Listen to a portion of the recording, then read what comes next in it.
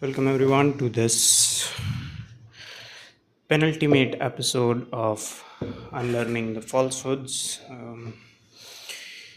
Not exactly penultimate because we'll have to wait for Sai Deepak to come out with the last and final book in the Bharat trilogy that he is writing.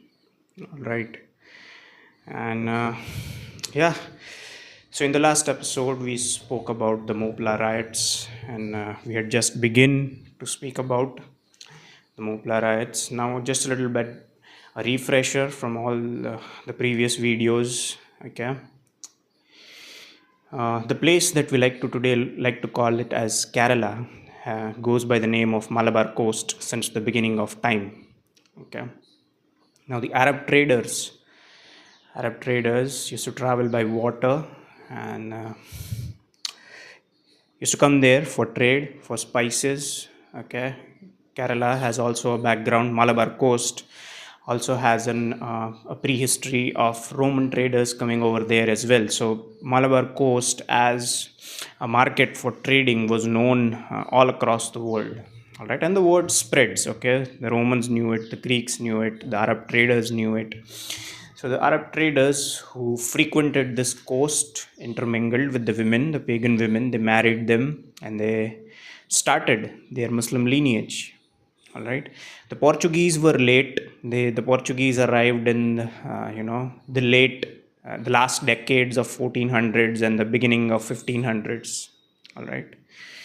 So yes, so the thing that is being taught in schools that it was first the Mughals and then the British came. No, it's not that simple. It's not that black and white. Okay, both these monotheistic traditions were after a time ruling parallelly over Bharat. So neither of the monotheistic traditions could be called rightly the sovereign of Bharat because both of them were ruling parallelly. Okay, both of them were converting parallelly. Both of them were introducing aggressive measures parallelly, and I would like to say at least Christians had the decency to offer something in return, whereas the Islamists they were outright aggressive. Simply just either you die or either you die a pagan or you live as a Muslim. That was the last choice given. Okay, so the Mopla riots that we have been discussing in the past video and in this video as well, okay, they are a fruition of centuries of indoctrination and radicalization of the people. It's not like that one fine morning in 1921 somebody decided to pick up a sword and started just slaughtering people left, right, and center. Okay, such motivation does not come on the spot. It's not a ad hoc event. It's not an ad hoc response. Sorry. Okay. So these things they take time. After centuries of indoctrination, we have spoken about this: the spread of Wahhabist ideology, the spread of Deobandi, Barelvi, all these things. They were inspired by Dehlavi, and okay. So these things spread. These things take time. And in the previous video, we have also discussed about how the Malabar region, has been facing such communal outrages, clashes, riots, friction, and whatnot since the 1700s. Okay, we have also cited the discussions in the Westminster Parliament to prove that yes, indeed, such events were taking place long before the Mopla riot actually took place. Okay, so it's not that out of the blue, the Islamic converts, the Moplas, turned on their pagan neighbors and started slaughtering them.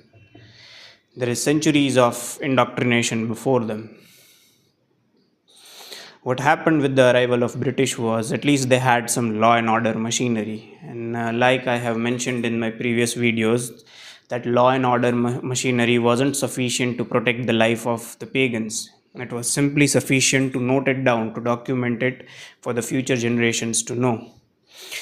All these documents are very widely available on the internet, but if you want a ready access to it, okay, we are referring to this book that is written by Sai Deepak, and I would really much encourage you to buy this book and go through this, but not because His writing is splendid, okay, that is, but for the mere reason that he has cited evidences, okay, you completely ignore his narrative in the book, completely ignore his arguments in this book, okay, but look at the evidences that he has presented. That is the inherent value that this book will present to you, okay. It quotes first hand sources, it quotes primary sources, it quotes sources from the Muslim scholars who themselves admit to things.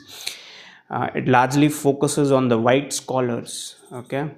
When we talk about this friction between the pagans and the Muslims, the an argument that usually comes from the Muslim side is these are the native scholars, these are pagan scholars, and hence they have a inherent bias towards the pagans.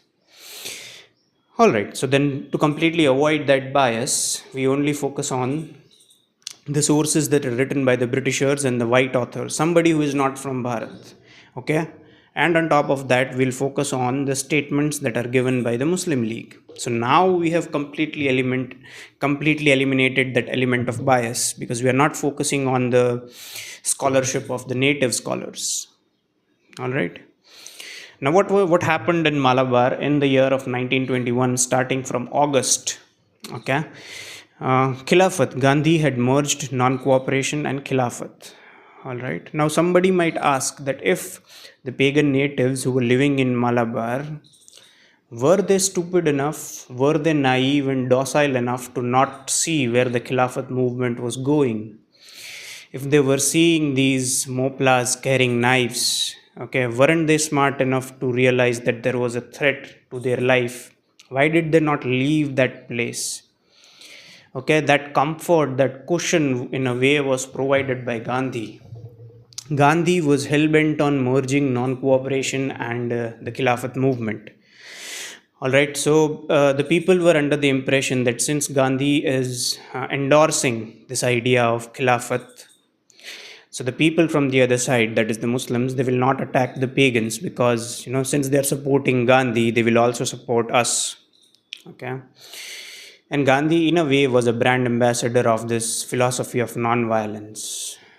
Okay.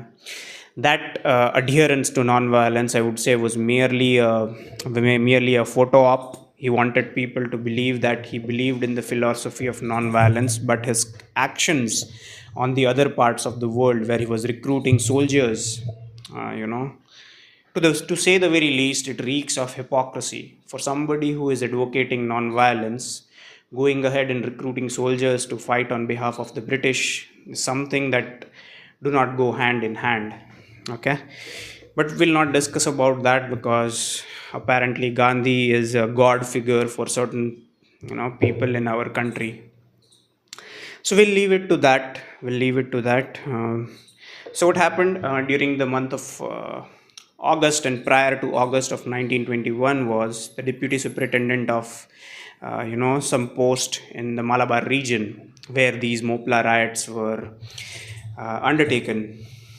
Okay, he writes to his superior authorities, okay, that there is this seething violence in this region. The Moplas, the converted Muslims, the Moplas, they were roaming around streets with knives in their hands and coercing people to support them in their Khilafat movement, for which the pagan natives had no specific incentive to participate in that event. If you talk about the basic nature of humans, unless and until there is something for you to gain in something, you will not participate, at least politically. Okay, so there has to be some sort of a tangible gain for you if you had to participate in a political movement. This is basic human nature. All right, nobody is selfless when it comes to politics. So the Muslims, the converted Muslims, Moplas, they were supporting the Khilafat movement because it was for their, it was their fight. In a way, they were fighting for the restoring of caliphate in Turkey. So just so you know, for your information, people in Turkey, the natives of Turkey themselves were against what the Muslims in Bharat were fighting for.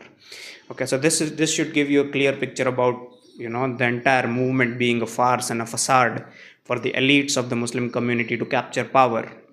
But that is something that we will discuss in other videos and other series on this channel. Right now, we are going to focus on specifically Mopla and Malabar. So, the superintendent writes to his superiors that we need more force. The district collector writes to his superiors that we need reinforcement because the situation is very delicate and critical. And the communal riots can break out at any given point. One thing you need to note over here is the pagans were unarmed. We have discussed in the previous videos that the Moplas, they used to carry a certain knife, a war knife, a traditional war knife that they used to keep, and they used to carry on their person everywhere they would go. Okay, the problem compounded to such a level that the British had to pass two specific legislations to control this carrying of knife by the Moplas. Okay, when does a government pass a law, a legislation? So to give you juxtapose that with the position of conversion right now, you see all these rampant videos, you see all these videos of rampant conversions going on in Punjab. Okay, to this very day there is no legislation to stop conversions, a blanket law. Okay, a law that bans conversion. There should be a blanket ban on conversion, but to this day it's not there.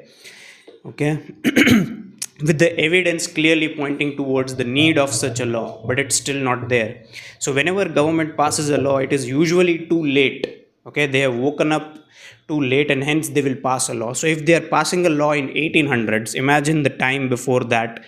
So a lot of time would have taken for that problem to reach the government, that no, now we need to pass a law.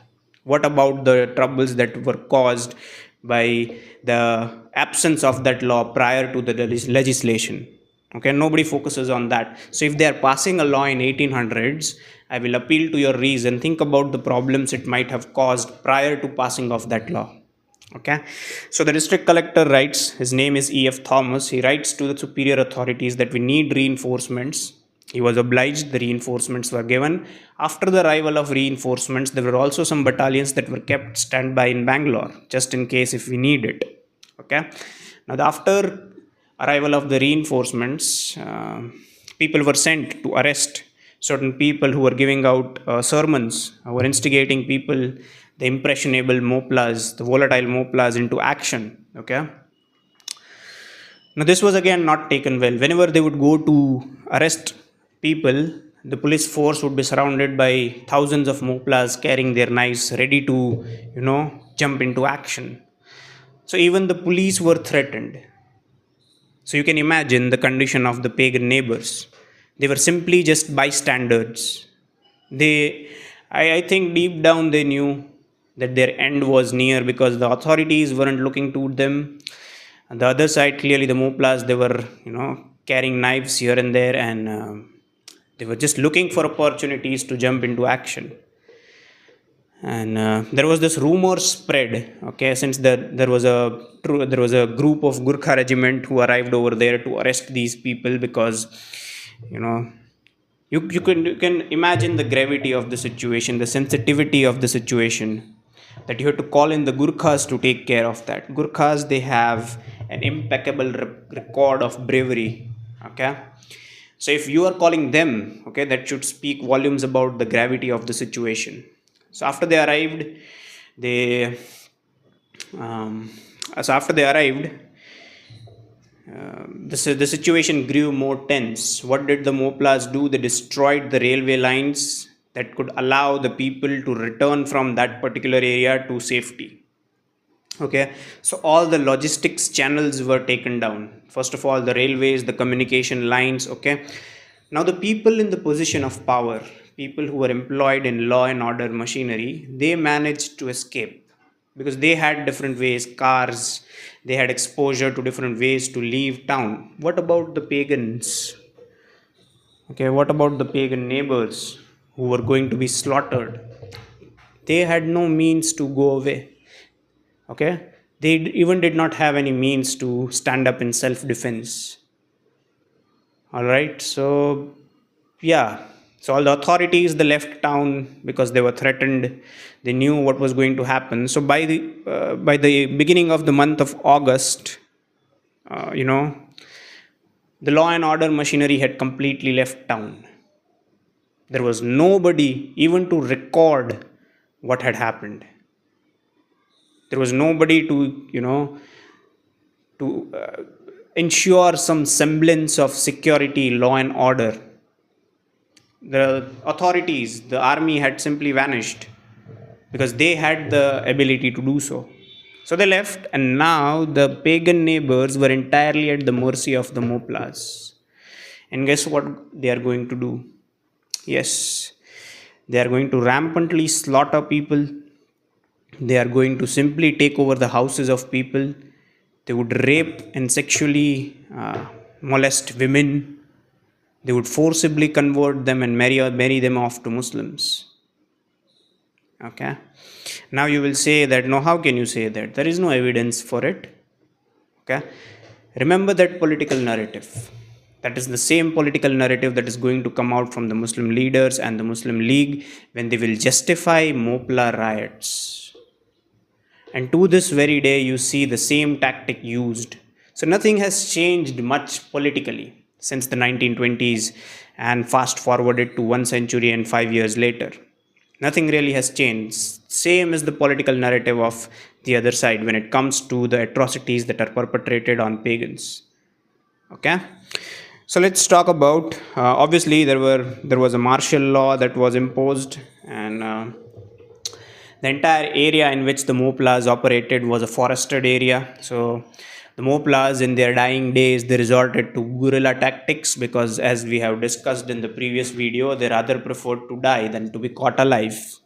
Okay, because for them, death will lead them to paradise and whatever incentives that come with the promise of paradise.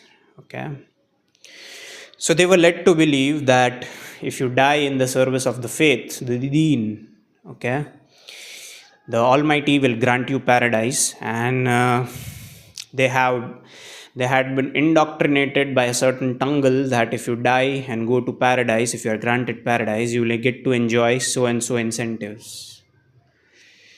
So yes, let's not get too much into what are those incentives. Everyone knows. Yeah, but the but the funny part is you'll have to die to enjoy all of that. So there is no guarantee for you to. So even if you die and do not get all of these things, there is no way for you to come back and hold that person accountable, that where are all those things that you promised me. So there is no way for you to know. All right, so yes, so they so after the calling of the forces, okay, there were these conscience stricken British officials. They had waken up to the fact that no, there is rampant lawlessness. Okay, there is a people of the book.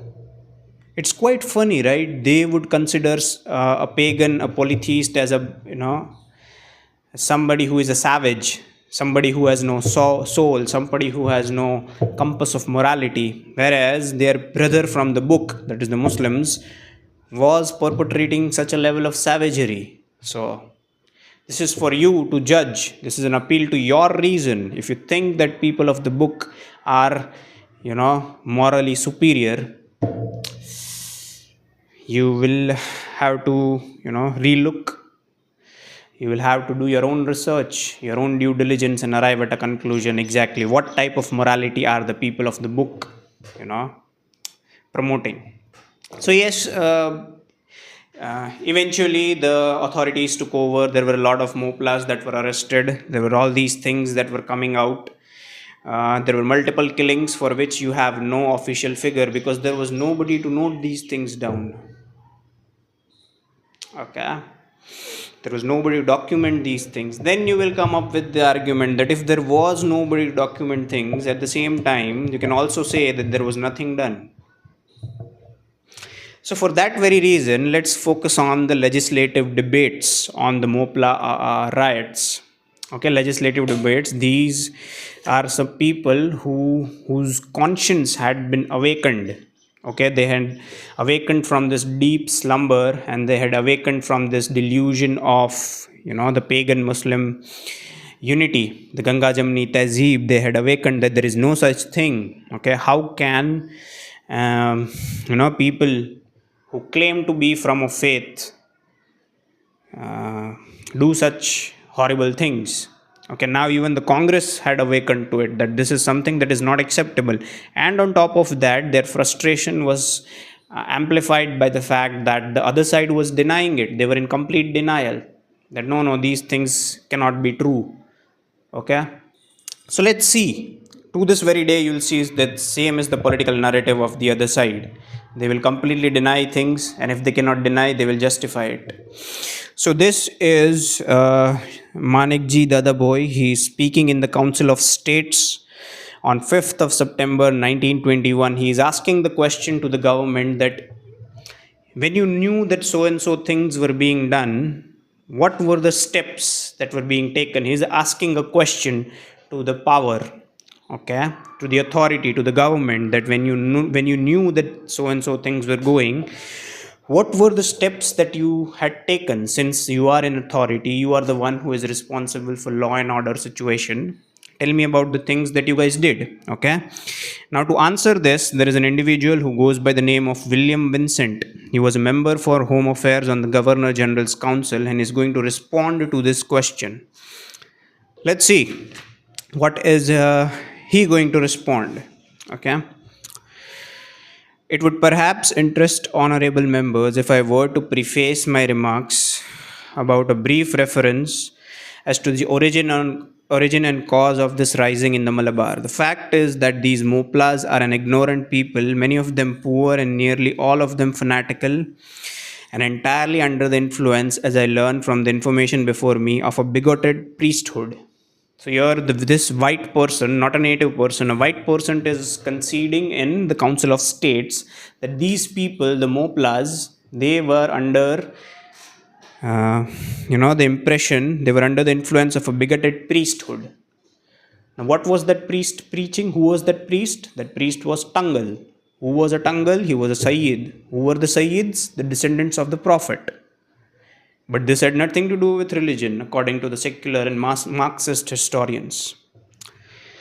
As I think all honorable members know, they are descendant of Arab traders and soldiers who first came to the Malabar coast sometime, I think 800 AD, and we are told that they later established themselves by intermarriage and conversion or perversion, whichever term appeals to the different honorable members of this council. Okay, so who are these Tangals? How did they manage to multiply in the land of the Malabar? Through intermarriage and conversion. How did they convert? Forcefully.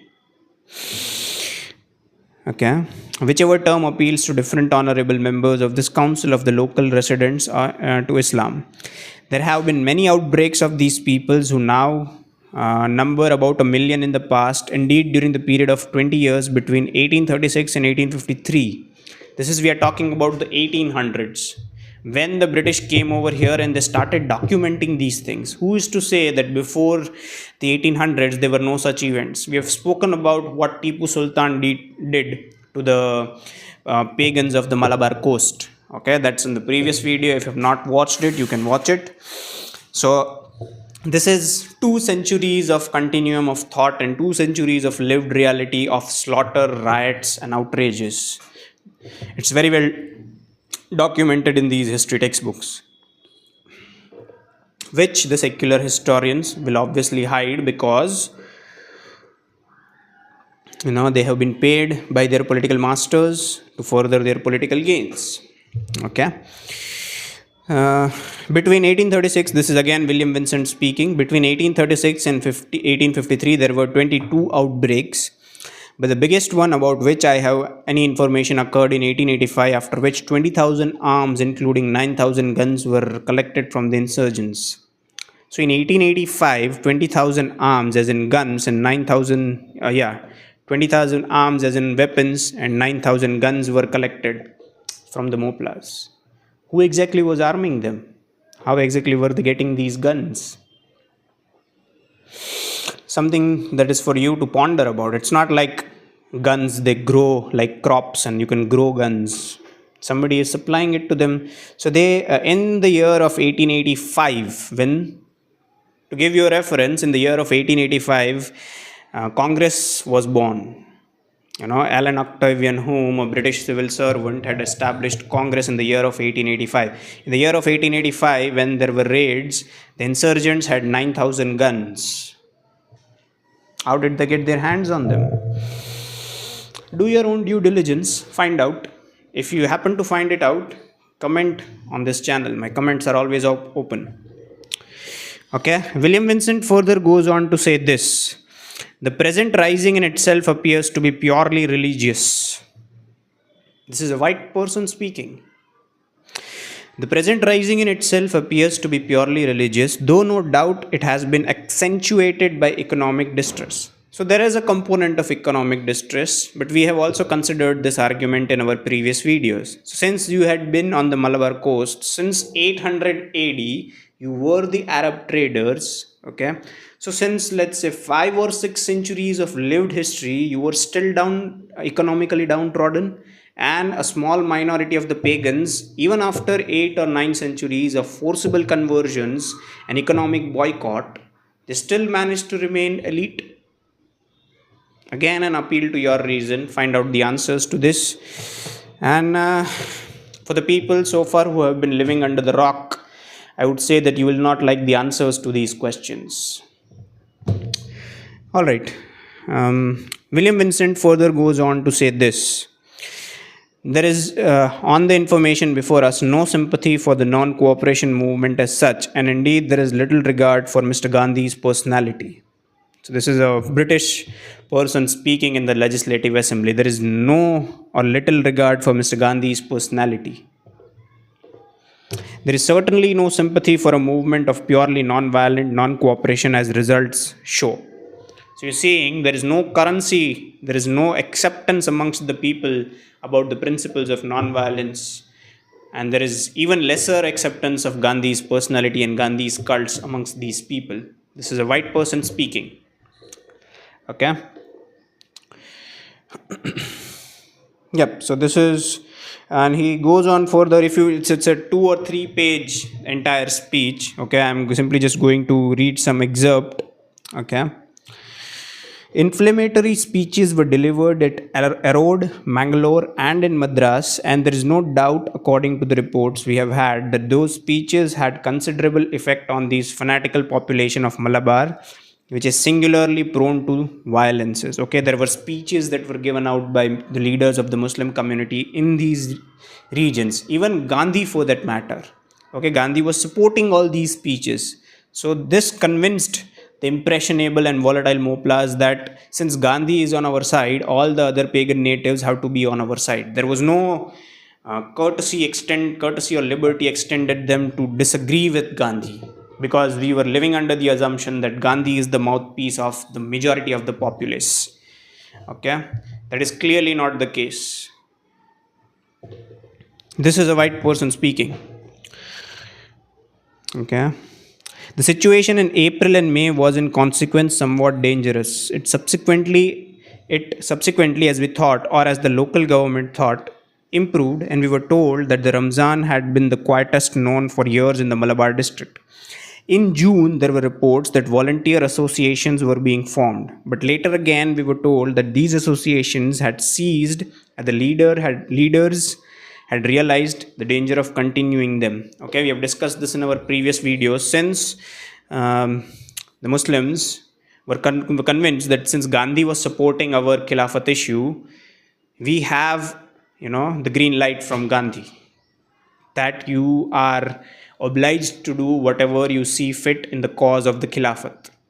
Now, the Khilafat cause was very, emotional for them, because they were fighting for the Caliphate. Now, so in the service of the Caliphate, in the service of their faith, what does the Sharia exhort them to do? Do whatever that is right. And on top of that, their neighbors were non-believers.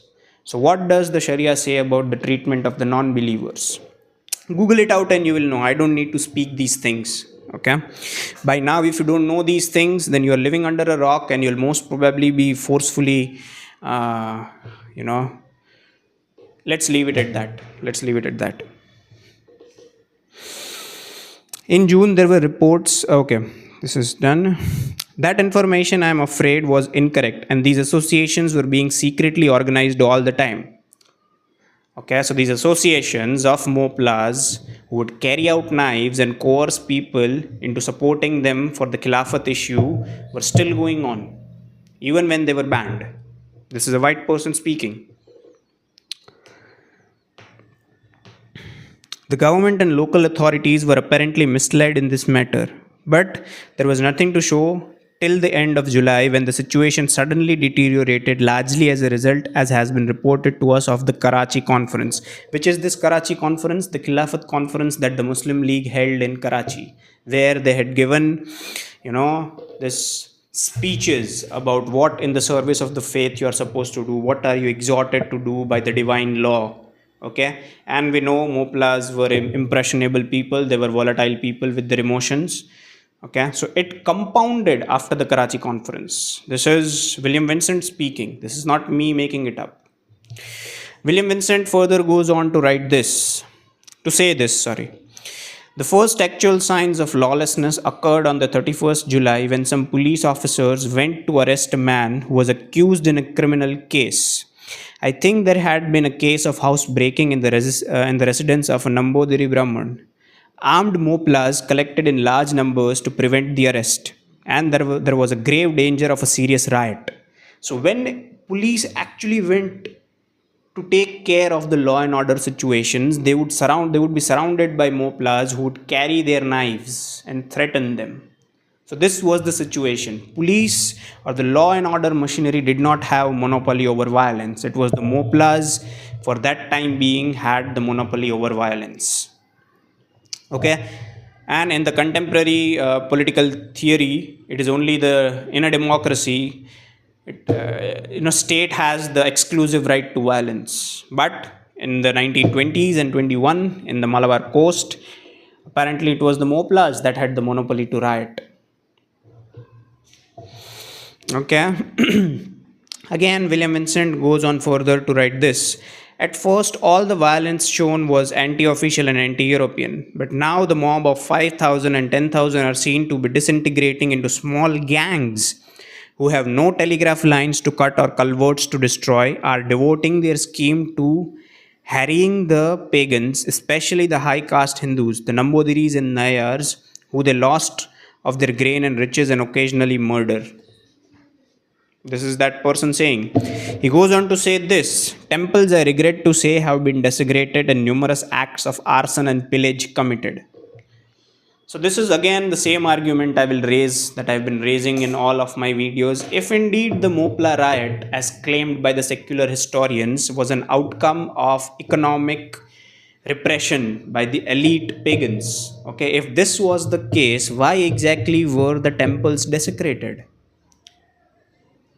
Okay, if that was the end goal, that okay, we only want to take revenge for our economic downtroddenness even after centuries of our existence, okay, however absurd that argument might be, but still, assuming it for the sake of argument that indeed was correct, why did not they stop at simply just killing that person? Why did they have to desecrate and destroy the temples? This clearly, shows the religious angle, the religious motivation behind it. Okay. Let's go further. What did this fellow William Vincent had to say? I have explained that it is doubtful how far this movement or rising can be ascribed clearly to non-cooperation, non-violent non-cooperation. That is Mr. Gandhi's movement. But it certainly seems on the information before us to be connected very definitely with the Khilafat. Okay, now that Gandhi was in bed with the Khilafatists, okay, the people or the Khilafat committees were operating under the assumption that they have this, carte blanche agreement from Gandhi, that you are supposed to do whatever you can at the cause of Khilafat. There is a total green signal.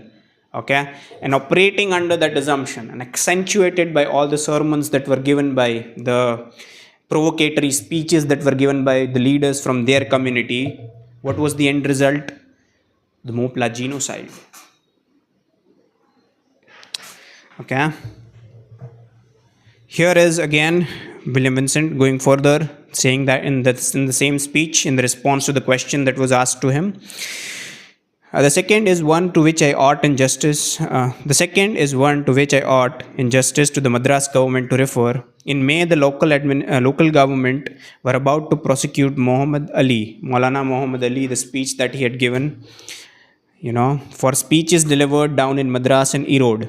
Council are aware that after that there were meetings between His Excellency the Viceroy and Mr. Gandhi, and rightly or wrongly, the government of India thought that it was only fair to give this gentleman, Muhammad Ali, a locus poenitentia after his apology in hope that he would abstain from preaching violence in the future. Okay, since he was arrested for giving provocatory speeches in Madras and Erode is a place down south. It was assumed, okay, that those speeches, like secular historians, operate under this assumption that there was no religious component in these provocative speeches. It was a secular, it was a secluded, isolated incident. Okay, this person, Maulana Muhammad Ali, he was not inspired by religion. He was simply operating under his individual capacity, giving provocatory speech, justifying violence on principles that were not based on religion. Those principles were based on, who knows what. This is the narrative that is being carried forward by the secular historians. He was doing something else. Okay. So he was arrested, but he was let go under the assumption that he would not do it again. Okay. Let's see what William Vincent had to say further. Garrison Mallapuram, having been brought back to Calicut, the whole interior of South Malabar is in the hands of the rebellion. Okay, so the entire garrison that was armed to protect the civilians was pulled back from that region. So there was no law and order machinery to restore law and order. And clearly one side was armed. So if there were 9,000 guns that were recovered in 1885, imagine the level of weaponry that they might have in 1921. Okay. So the entire garrison of Mallapuram was pulled back because the situation was so tense. So if the soldiers who are armed with gun, if they are running for their lives, imagine the gravity of the situation. This is William Vincent speaking. These are not my words. Okay. Was in the hands of the rebels. Probable the troops will again have to meet and overcome determined resistance by the rebels in four. Subsequent operations will take the form of locating and dealing with numerous small and mobile parties of Moplas in extremely difficult country. Active assistance by local inhabitants cannot be counted on. Situation from point of view of civil administration is that local machinery of government has broken down. Okay. Throughout the affected area, government offices have been wrecked and looted and record destroyed. So all the records that the government had taken of whatever that was happening was destroyed. So we can conveniently deny that, since there is no record, no such thing was done.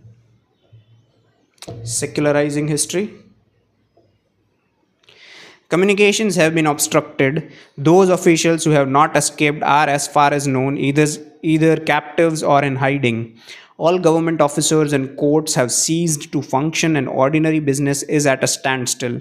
Famine conditions imminent in portions of affected area. Europeans and numerous Hindu refugees of all classes have concentrated at Calicut. So people who could escape, escaped. Even the government officials escaped. Okay. This should give you a clear picture about the severity and the gravity of the situation. When the garrison, armed soldiers escaped for their safety, when government officials escaped for their safety, the law and order and court machinery was at a standstill. There was no business. The railway lines were destroyed. What does this tell you? I'll leave it at that. I'll leave it at that for your own judgment. Okay. This is something that was perpetrated in 1921, for which there is no acknowledgement. We simply have to consider it as a peasant rebellion. Why? Because the secular historians tell us so. We are not supposed to talk about this because it will harm the religious sentiments, But aren't there people who say that religion has nothing to do with this? So if we talk about this, why would it harm your religious sentiments? All right, so now let's come to the side of the Muslim League. Obviously, the Congress and its leaders, they condemn this because only thing that remains to be done by the politicians after such acts are undertaken is condemnation. All you can do is be fancy with your words, be very eloquent in your articulation of your speech, include some fancy words and condemn the event. This is what was done by the Congress side, and this is to this very day it is done. If you look at any of the politicians, largely belonging to the political parties on the left, they will simply just condemn it in fancy words. All right, let's look at what was the Muslim League's stand. Okay, there is a member, Sayyid Raza Ali of the Muslim League. He had to say that the Mopla riot has nothing to do with religion. Do you see some similarity with the current political discourse in our country? Okay, Sayyid Raza Ali of the Muslim League had said that there is nothing to do with religion. Let's see what he has to say. This is him speaking at a Muslim League session. This is not me saying it. Okay, these are his words. I'm quoting him.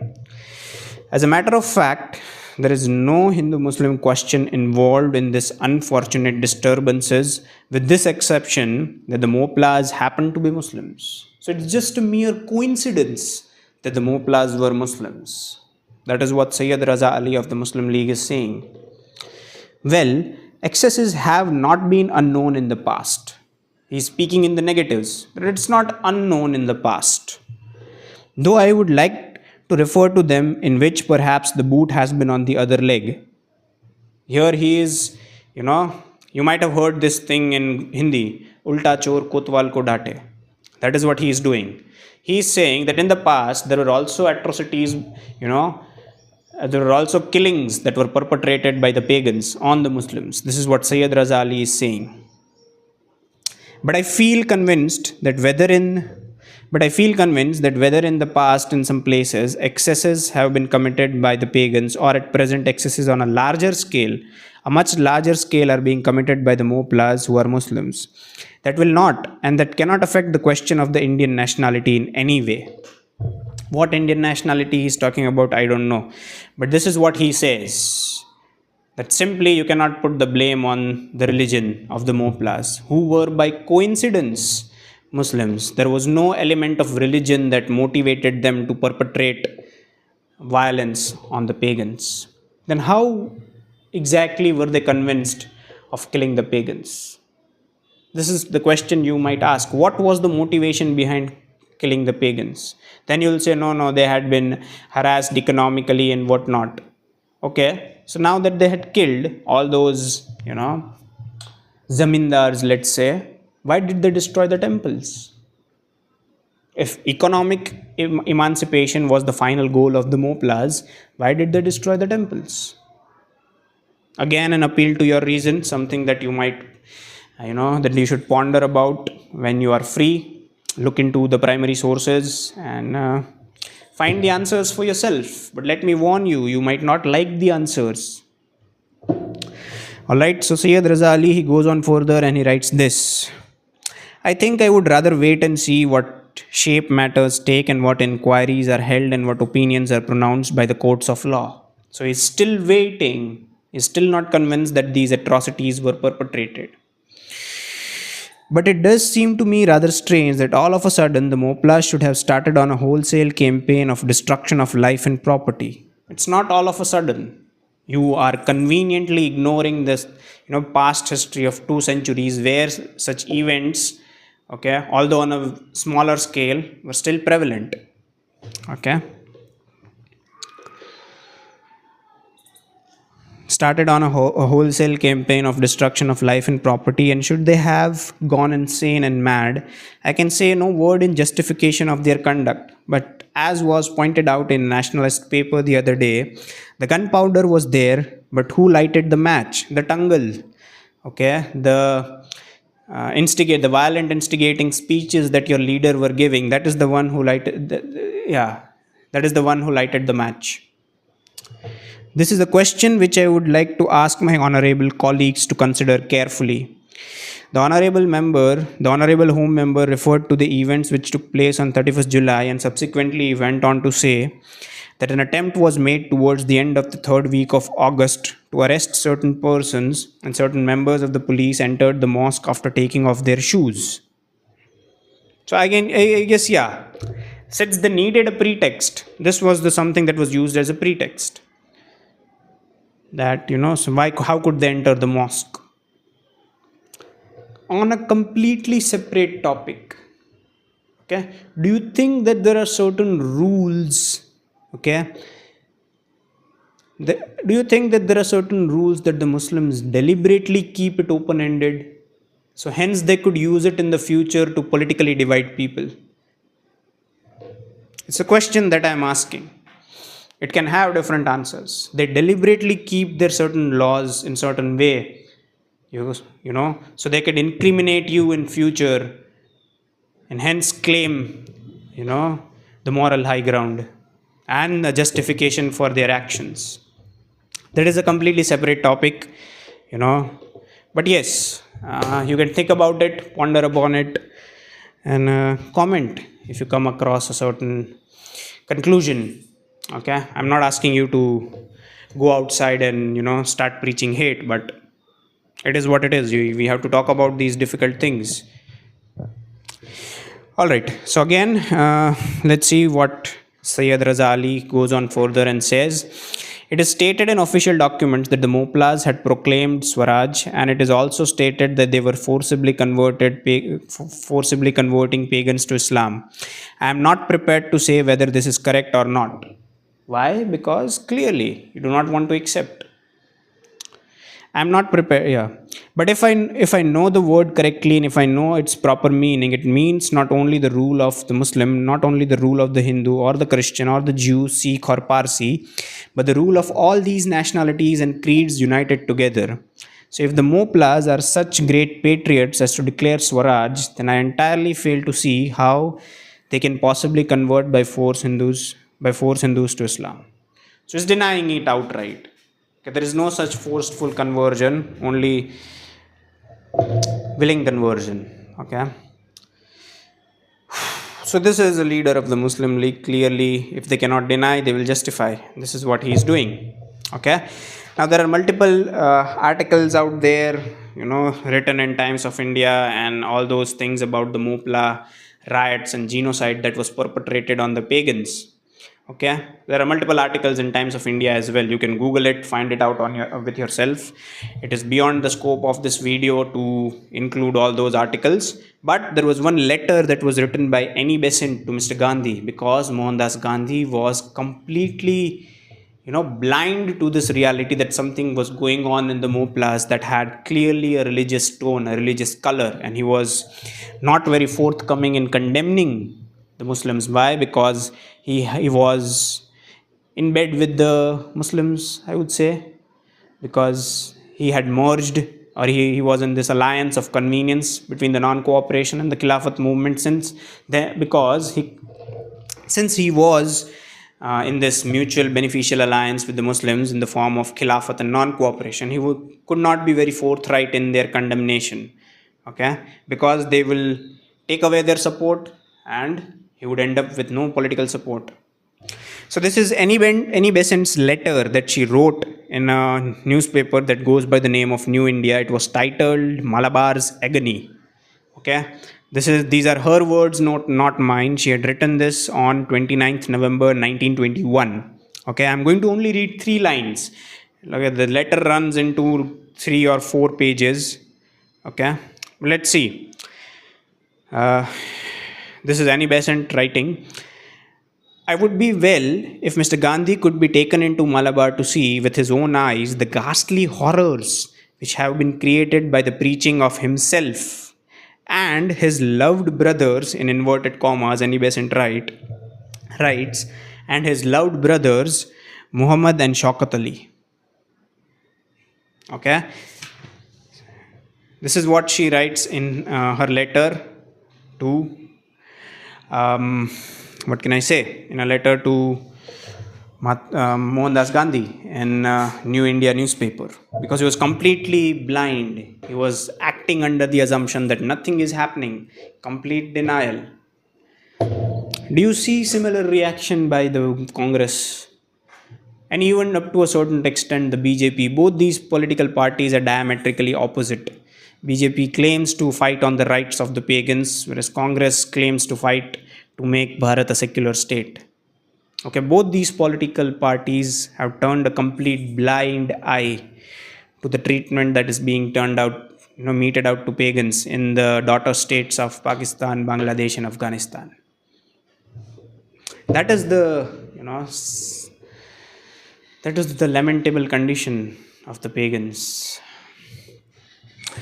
All right. So yes, the letter that Annie Besant writes that runs into 3 pages. I'm not going to read. You know, But there was one more letter that was sent by the members of Kerala Congress to again Mr. Mohandas Gandhi, because right now he was in a deep slumber. He was in the mode of denial.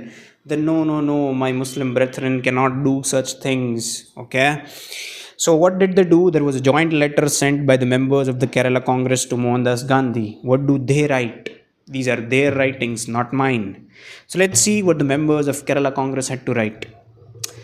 The forcible conversion of the pagans in few places in the beginning of the rebellion, and the wholesale conversion of those who stick to their homes in the later stages, the brutal murder of inoffensive pagans, men, women, and children in cold blood, without the slightest reason except that they are kafirs or belong to the same race as the policemen who insulted their tangals or entered their mosques, the desecration and the burning of Hindu temples, the outrage on Hindu women, and their forcible conversion and marriage by the Moplas.